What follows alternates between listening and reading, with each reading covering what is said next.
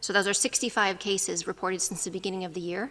36 have had access to the premises, who have been on the premises. I didn't see the need for testing. I can assure you that I'm okay.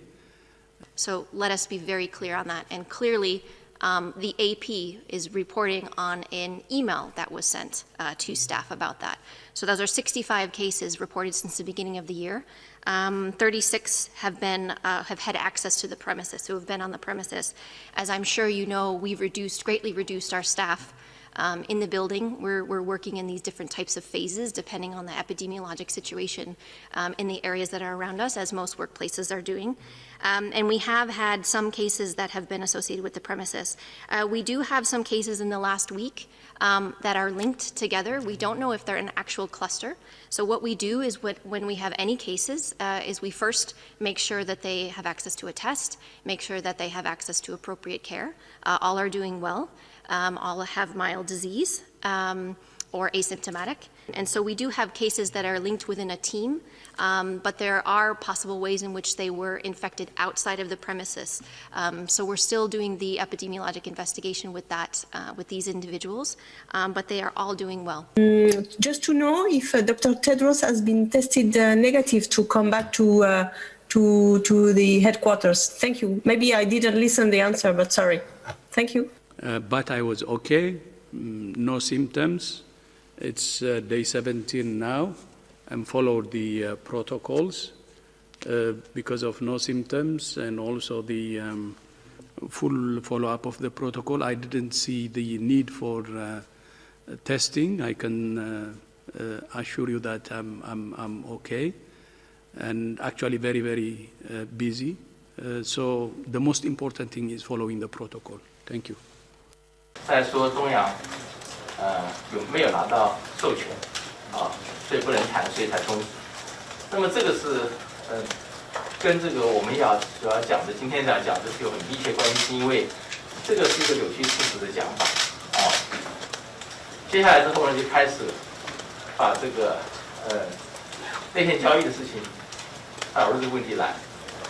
甚至于我看到已经到了前2天。 为什么我们要开记者会呢？是因为我们看到这个内线交易的移民啊，已经变成了东阳在炒股，在坑杀股民。那这个是离事实太离谱。我首先在这边声明是，我个人绝对不会做内线交易，这个是欢迎来查啊。但是我也告诉各位，东阳呢，看看东阳的股价就知道我们的股性，就是一个喜欢搞坑杀股民的事情，所以我们不会做这个事情。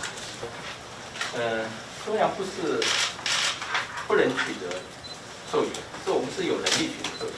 其实我们在谈的时候，第一开始就是要谈授权。可是我们就像总经理讲的，要授权的话呢，那就是要付定金嘛。那如果我们不知道我们能卖多少，因为这个疫苗是完全是公费的，自费政府也我们的了解没有开放。那我们不了解要买的价格和数量。 我们怎么出费？我们做什么？就算我们要承担风险，我们也要有个谱啊。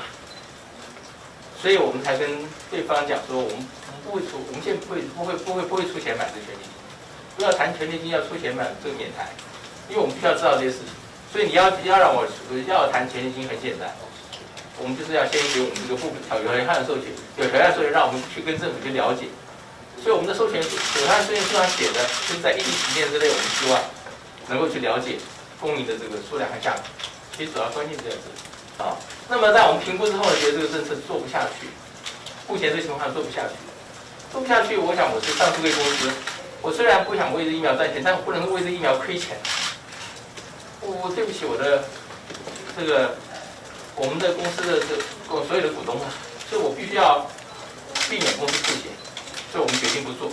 其实就是这么简单，不做也没有什么好抱怨的。 啊，就是这好事嘛，我们希望做成嘛。那做不成，那就不要做了嘛，那也没办法啊，就是现实就如此，所以我们没有任何抱怨。